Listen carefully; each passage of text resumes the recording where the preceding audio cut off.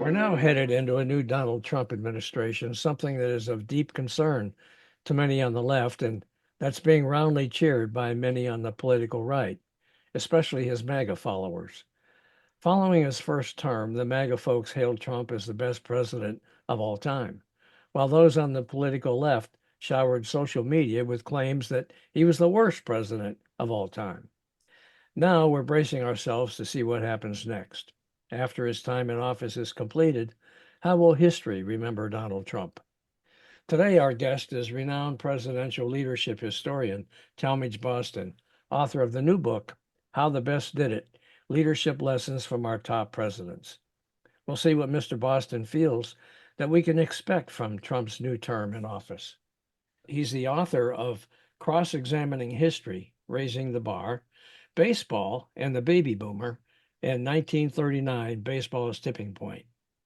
Working as both a full-time commercial litigator and full-time historian throughout the 21st century, Mr. Boston's varied experience and notable achievements in both fields make him uniquely qualified to write How the Best Did It. Mr. Boston, thanks so much for joining us on our podcast today. I appreciate it. Bob, glad to be on your podcast. Thank you. Now, tell us about How the Best Did It and how you selected the 8 presidents that you chose to feature as the best. The target audience for the book is anybody who is or aspires to be a better leader in any field of endeavor. Okay. And the leadership lessons are timeless. And there's an average of 3 leadership lessons per president for the 8 presidents covered in the book, total of 24 leadership traits. And the 8 presidents are Washington, Jefferson, Lincoln, both Roosevelts, Eisenhower, Kennedy, and Reagan. Okay. In terms of how I chose them, mainly I was tied to the C-SPAN presidential ranking poll that the television network C-SPAN does every time one president leaves the White House and a new one comes in. Mm-hmm. And the people who vote are the country's 150 leading presidential historians. And the last 2 times they took the poll, 2017, when Obama went out and Trump came in, and then 2021, when Trump went out and Biden came in, the poll results were identical for presidents 1 through 9. 1 Lincoln, 2 Washington, 3 FDR, 4 Theodore Roosevelt, 5 Eisenhower, 6 Harry Truman, 7 Jefferson, 8 Kennedy, 9 Reagan. The only adjustment that I made to the C-SPAN poll, I think Truman's overrated. He got us into the Korean War and had no idea how to get us out. He was ineffective in dealing with McCarthyism and the Red Scare. Mm-hmm. He gets lots of credit for dropping the atomic bombs and bringing a prompt end to World War II, when in fact he had no other choice because Plan B was to invade Japan, which would have resulted in the loss of hundreds of thousands, if not millions of lives. I took Truman out. I thought he's overrated. I thus moved Jefferson, Kennedy, and Reagan up a notch for my 8.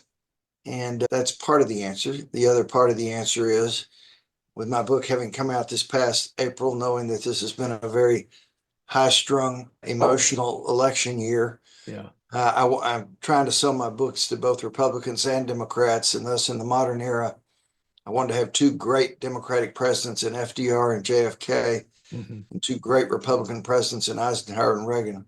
Okay. And then third and finally, in terms of the way I chose, is here in 2024, when we have so much polarization that's been going on for quite some time, I want readers, history lovers, readers who are Democrats to read and recognize that we've had great Republican presidents. And I want Republican readers to read and recognize that we've had great Democratic presidents. And let's stop using party affiliations as a means of evaluating the performance of our president. That's my approach to why I chose my 8. Your listeners can go on C-SPAN presidential rankings poll and see the 10 presidential leadership criteria that the historian voters in the poll use to make their choices in terms of the rankings from best to worst. Okay. Now, how would you rank Obama and Biden? In the most recent poll, which was 2021, was the first time that Obama has been eligible to vote. He was ranked 10th. Okay. right behind Reagan. Okay. Bumped LBJ down. LBJ in the 2017 poll before Obama was ineligible, LBJ had been 10th, but now Okay. LBJ's 11th. Okay. Harry Truman famously said it takes 50 years for the dust to settle. And so obviously it's been a lot fewer than 50 years since Obama left the White House. Sure. I think there's lots of areas that in time are going to be important to rethink. I don't think he had a particularly successful foreign policy. I don't know that he had a particularly successful domestic policy. His relationship with many in the media, including traditional left wing, was not very good. He was perceived by the media as being arrogant and disconnected. Mhm. Obviously, there were no scandals. He was obviously very eloquent and won 2 elections. He had a successful presidency in many ways, but I think in the long term, I don't foresee that he'll be in the top 10. Okay. Biden is not eligible in this poll in 2025. He will be in whenever the next, well, since Trump can only have one more term. So the next poll will be in 2029. And we'll see, because people are voting in real time. And so they will have at least 4 years to evaluate the Biden presidency after he left the Oval Office. Right.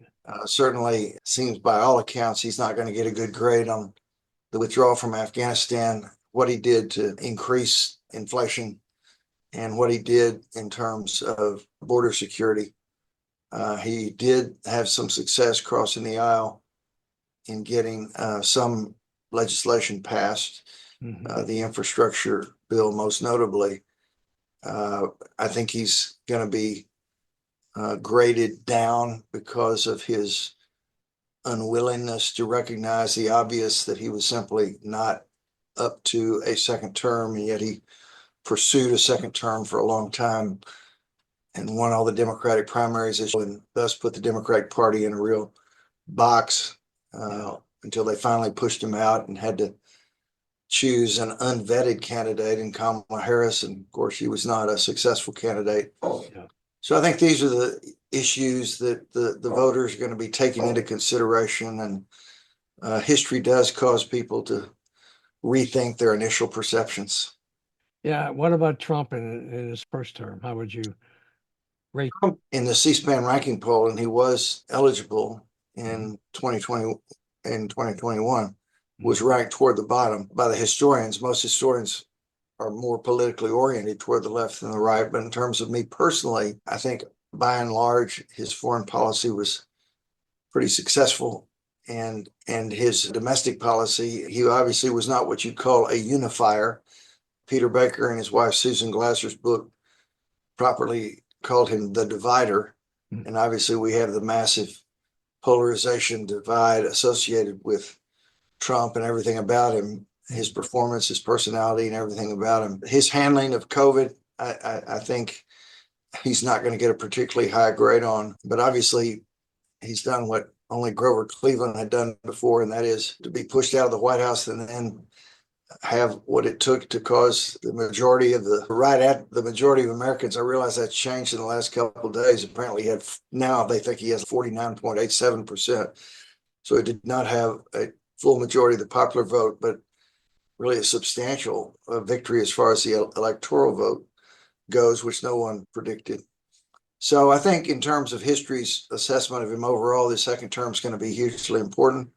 Obviously, he gets very bad marks in his first term for his election denial, very bad marks for January 6th, deservedly. Whether he can do something in his second term that will cause historians to rethink how they felt about it compared to how they came out in the first term remains to be seen, because we don't know how it's going to play out. But I hope we're all cautiously optimistic. We all Americans ought to be hopeful that whoever our president is going to lead the country in the right direction, both domestically and abroad. And obviously, we're living in very challenging times, very dangerous world with lots of conflict going on, and what role America plays in these conflicts is emerging and subject to different events. I'm cautiously optimistic, but one of the problems with his first term was the incredible turnover in his administration. That's never a good thing for a president when you have that kind of a turnover, and particularly where the people after the fact say pretty disparaging things about his performance in the White House. Yeah. What about the people he's chosen so far to be in his cabinet? He's already had to get rid of one of them. Yeah, that Kate, was a yeah, disaster. yeah. And some of the others are seemingly less than qualified, in my opinion, anyway. Seems like loyalty above anything is his criteria. And also seems he's just saying, I'll just pick whoever I want. I'm in charge. Screw you guys. He certainly is an independent thinker, to use a charitable choice of words. That's a lot nicer than what I just said. But, and obviously, as you mentioned, he's made a glaring mistake in picking Getz for Attorney General, which was ridiculous. Yeah.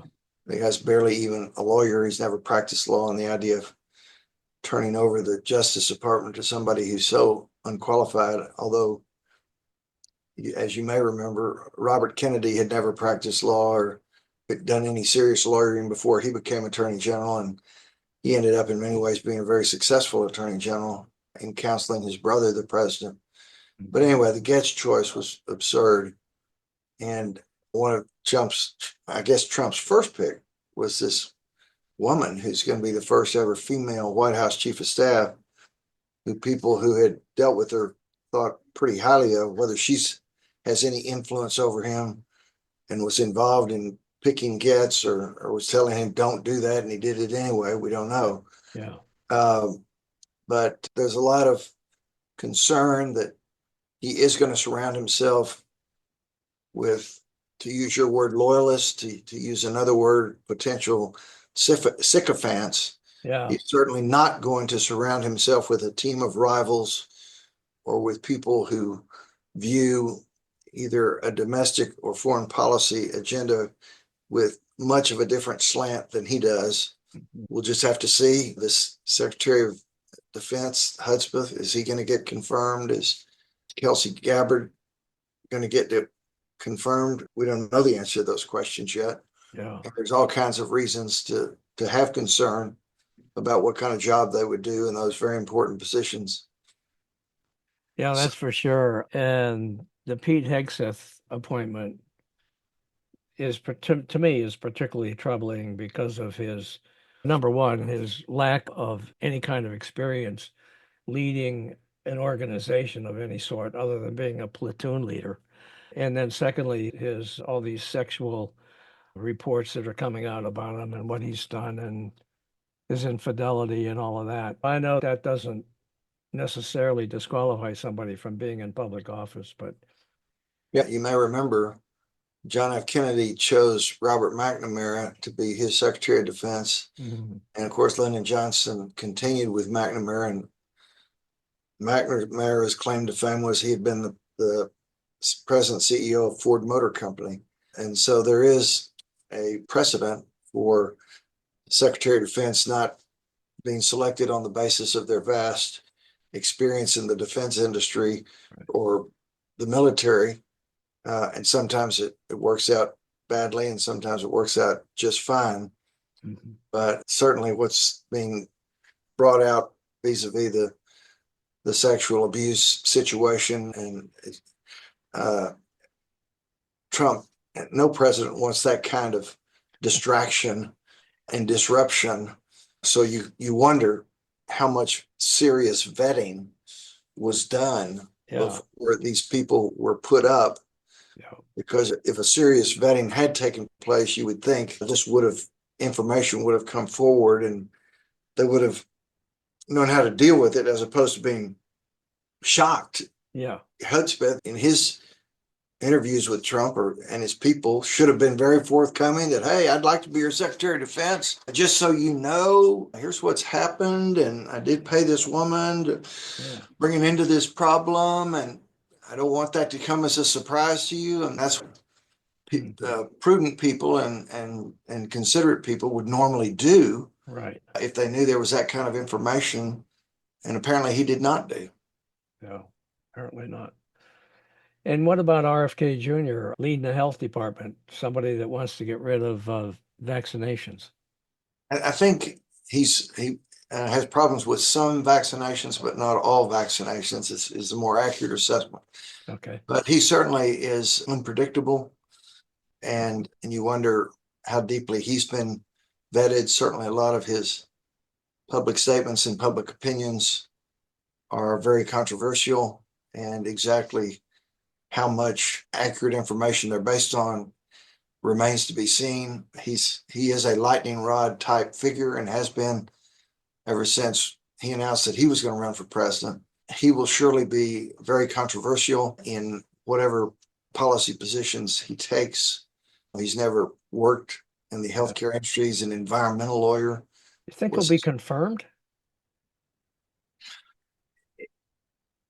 You have to assume that most Republicans will support him just because he's Trump's choice. And since they're going to have 53 and the Democrats are going to have 47, now they're Susan Collins and a Murkowski from Alaska may be reluctant to support him unless they truly believe he's the right guy. And whether they will or whether they won't, I don't know. But it's going to be a vote. And since the Republicans have a less slim majority than the Democrats had during the Biden presidency, it's certainly possible. Most Republicans decided it was in their political best interest to support Donald Trump. And given that he is going to be presumably president for the next 4 years, they don't want to get off to a bad start by being on his bad side. So they may be willing to give him the benefit of the doubt and give Kennedy a chance to see what kind of job he's going to do. Yeah. Okay. Well, you're a historian. You're someone who looks at what's happened in the past and makes sense of it. It's probably not fair to ask you to prognosticate what's going to happen in the future under Donald Trump when nobody can figure out what the hell he's going to do anyway. So I won't even go there. But do you want to take your book apart a little bit and talk about the presidents that were ranked and why they were ranked that way, or don't you want to do that? We can certainly do that. We can go in order. Washington is regarded by historians as our second greatest president. Obviously, this was a brand new enterprise. It was a fragile enterprise. Nobody knew if it was going to work out or not. He was a unanimous choice to be president, both for his first term and his second term. He had been chairman of the Constitutional Convention. And so as president, he was absolutely committed to every aspect of the Constitution that he had guided through the convention and through ratification. He viewed his job to be conscience in chief, that this new nation was going to be modeled on standards of the highest integrity. He also viewed his job as being unifier in chief. He believed that to the extent that factions arose, that it very well could bring this brand new nation down. He was not an eloquent orator by any means. In fact, he really wasn't much of a talker. He was much more of a listener, which is a nice trait for a political leader to have. Mm-hmm. But he was regarded as being a very sound decision maker who made very good judgments. Anybody who's seen the musical Hamilton knows that his Secretary of the Treasury, Hamilton, and his Secretary of State, Jefferson, were in constant conflicts, and Washington kept the train on the tracks. And when they get involved in arguments over different issues, he'd send them back to their offices and say, each of you needs to write a detailed position paper on this particular issue and then submit it to me, and I'll read it, reflect on it, and make the final decision. And both of them were very respectful of him and that process. And he set so many precedents. Obviously, as the first president, many of which are still in place. Very high grade all around. Jefferson, our third president, obviously the second term, the high water mark was the Louisiana Purchase, which doubled the size of the country. But most importantly, actually, was Jefferson came into presidential leadership in a situation where the country was badly divided under John Adams' presidency. Adams was a Federalist. Congress was controlled by the Federalists. Adams was notoriously thin-skinned. He hated criticism. And so he got Congress to pass what was called the Sedition Act, which made it a crime punishable by incarceration for anybody to criticize President Adams or any Federalist policy. So people were being thrown in jail for exercising their First Amendment freedom of speech, freedom of the press rights. The Sedition Act expired by its terms at the end of Adams' term, so it was no longer in effect day one of Jefferson, but nonetheless, the country was badly divided. Yeah. So Jefferson, in his first inaugural address, said at the beginning, look, folks, we're all Federalists, we're all Republicans, we're all Americans. We better start acting that way or this country isn't going to last. And then over the course of his presidency, he did an amazing job of breaking down these barriers and bringing a real sense of unity to the country by hosting 2 to 3 times every week for a period of 8 years, dinners between 10 and 16 people, Federalists, Republicans, people who disagreed. And they'd drink lots of wine, they'd eat lots of good food. And the rule was, we're not going to talk about hot button issues. We're going to talk about music, literature, history, what you do for a living, who's in your family. We're going to talk about the kinds of things people talk about when they're trying to make friends. Mhm. And over time, you didn't accomplish that on the first dinner, the third dinner, the fifth dinner. But over time, these walls started coming down. People realized that, yes, you can have a friendship and a positive experience with someone, even if you do disagree with him on different issues. And this was demonstrated when Jefferson's through with his 8 years. His best friend Madison gets another 8 years. His little brother figure Monroe gets another 8 years. There's a little 4-year window for Quincy Adams, but then Andrew Jackson gets another 8 years. On the first 36 years of the 19th century, it's basically Jefferson and his proteges. That's an amazing record of one person leading his party to get the country to embrace their position almost the entire time for a 40-year period. Lincoln, of course, our most eloquent president, rated our greatest president, brought an end to slavery, won the Civil War, was doing everything he could to bring the country back into a mode of reconciliation when he was assassinated. His words, Gettysburg Address, Second Inaugural Address, Cooper Union, the speech that made him president. I mean, he was just so effective in so many ways and had the team of rivals cabinet and mastered them. He had discord from the top Union generals, especially at the beginning of the war, and he overcame that. He had a very difficult wife, Mary, who was always causing problems. He never got bogged down in petty strife. He was not a name caller. He was always above the fray. Theodore Roosevelt expanded the presidency in ways that it needed to go. He was the first president to get involved, and in fact, he brought an end to the labor strife in terms of the national coal strike that was about to put the country in the deep freeze in the winter had he not resolved it. He got his Justice Department to be trust busters and used the Sherman Act to get these people who had control over so much of the economy distributed more throughout the economy. He obviously decided there were parts of America we need to be preserving. And so was such a great advocate for the national parks, the national wildlife refuges. And he also, as in the foreign policy, realized how important it was to do what it took for us to have a Panama Canal. And he succeeded. So all these expansions of the presidency were good things. These were situations that Congress was not going to solve on their own. Right. And needed a leader, and he was a fabulous leader. He's probably our highest IQ president. He wrote more books than any other president. He read more books than any other president. He had a photographic memory. He remembered everything he ever read. Just a guy who was operating at the highest level. Then Franklin Roosevelt, obviously, he comes into office with the Great Depression. And then a few years later, he's got to deal with circumstances leading up to and then into World War II, a powerful, eloquent president, both in terms of his oratory as well as his fireside chats. He was such an effective people person and leader of the people that in his 4 successful presidential elections, in each of them, he got over 80% of the electoral votes. So Americans across the board truly believed in him as their leader. Before World War II started, he was dealing with an America that was locked into an isolationist mindset. And it was his job to get him out of that mindset because he knew this Hitler guy was for real.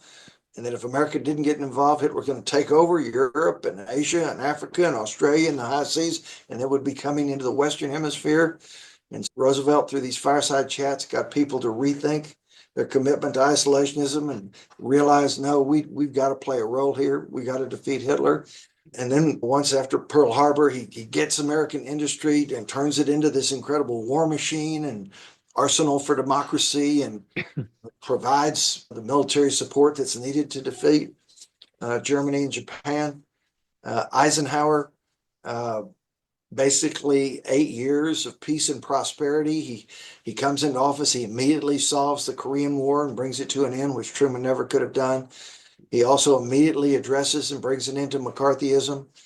He has the guts to send in the American military to Little Rock to enforce Brown versus Board of Education. For the most, he's very disciplined in his spending, such that for most of the time we're right at having balanced budgets and shrinking deficits. He was not a great public speaker, but he was a master strategist. He was a master of organization.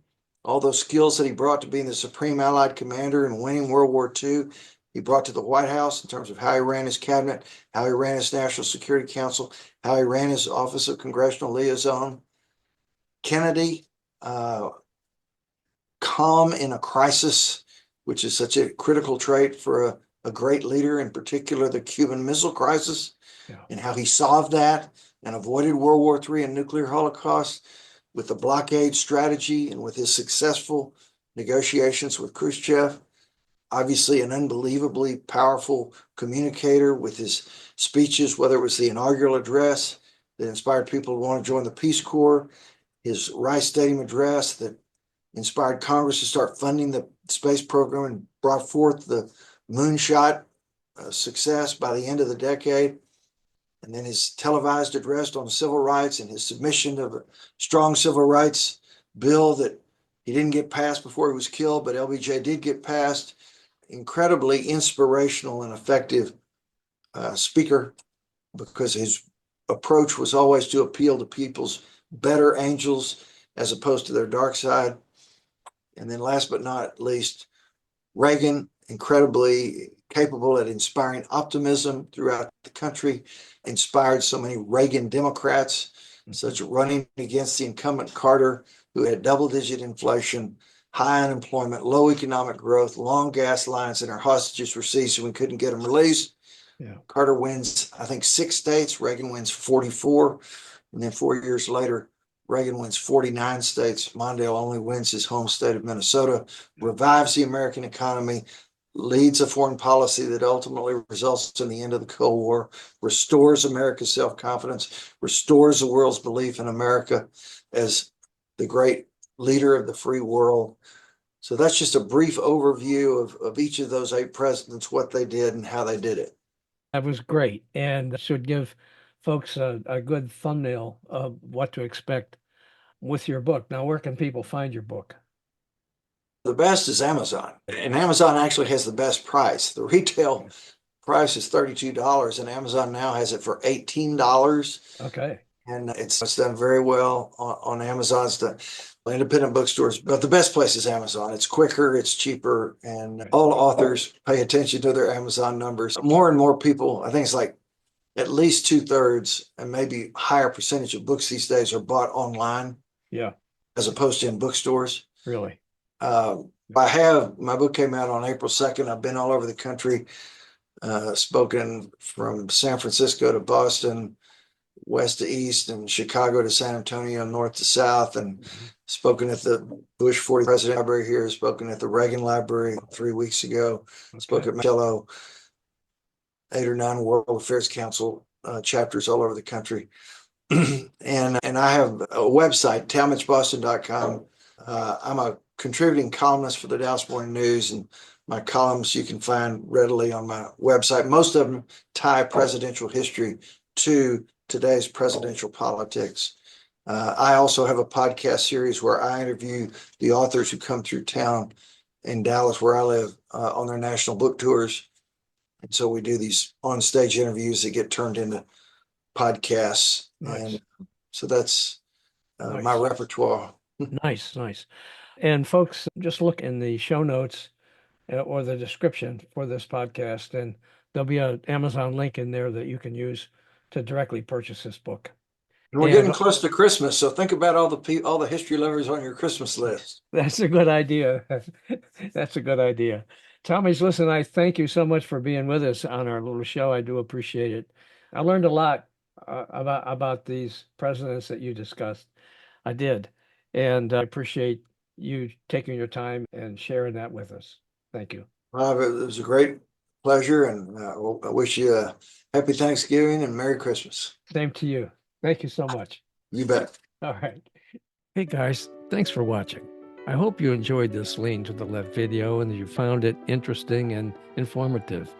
Please visit on a regular basis and check out our interviews with guests on topics that focus on progressive politics and the important social issues of our time. Now, our interview shows stream on Mondays with special episodes on Thursdays, and follow us on social media. Facebook at Bob Gaddy and the Lean to the Left podcast. Now, it's two. Bob Gaddy is one Facebook page, and the Lean to the Left podcast is a second Facebook page. Twitter at Lean to the Left 1, Instagram at Lean to the Left 1, TikTok at Lean to the Left, LinkedIn at Bob Gaddy, and YouTube at Lean to the Left. Now, I hope you'll support Lean to the Left as well so we can keep things going. Just click on the Donate tab at the top of the leantotheleft.net homepage and contribute by buying me a cup of coffee. That'll really help and would be much, much, much appreciated. Now, this is Bob Gaddy signing off for Lean to the Left. Thanks for sharing your time with us.